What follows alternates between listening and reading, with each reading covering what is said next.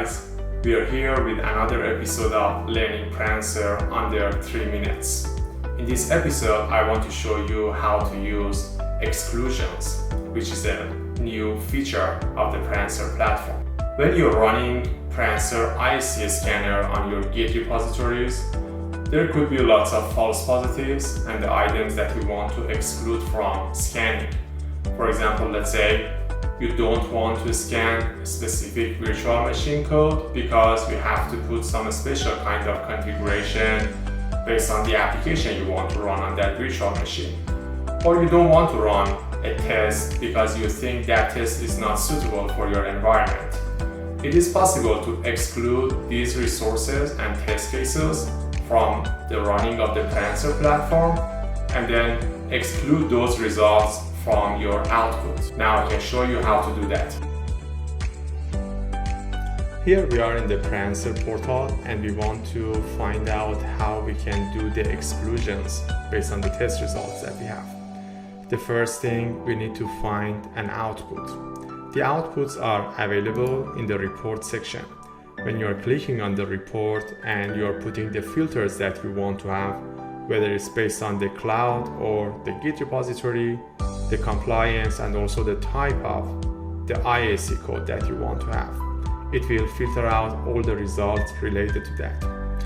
Let's say I want to further filter the output based on the failed result test, and there's a test here, AWS CloudFront distribution with access logging disabled for this specific resource. When I'm clicking on this item, it shows me a title, also a description, and also it's possible for me to see the snapshot that's available out of the template that I have. So when you click on the view snapshot, you can see the detail of the template in Prancer platform. For any reason, I may want to exclude this test to happen on this resource. There's an action button available. When I click on this actions button, there are 3 types of exclusions available for me. To exclude this resource for this test, it means it's just a single exclusion and I'm excluding this resource, this test for the next compliance run that we have. The second item, exclude this resource for all tests. For any reason, if I don't want to run any compliance tests on this specific resource, I can select the second item. And the third item, exclude this test for all resources. For any reason, if I want to not running the test for all the resources that I have, I can select on either of these items and then exclude this test to happen on this resource. This is one way I can find the actions and exclusions.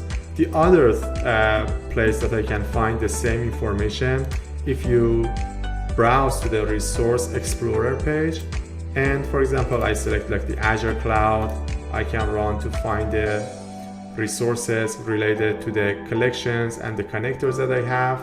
I can click on any of these items to see the dashboard, number of total test cases, failed one, passed ones, and here I have the detail of the test cases. When I'm clicking on these items, I have the same options available for me. So exclusion is super easy to do in Prancer platform, and you can fine-tune the result of your outputs based on the criteria and conditions available in your company. Thank you and have a good day.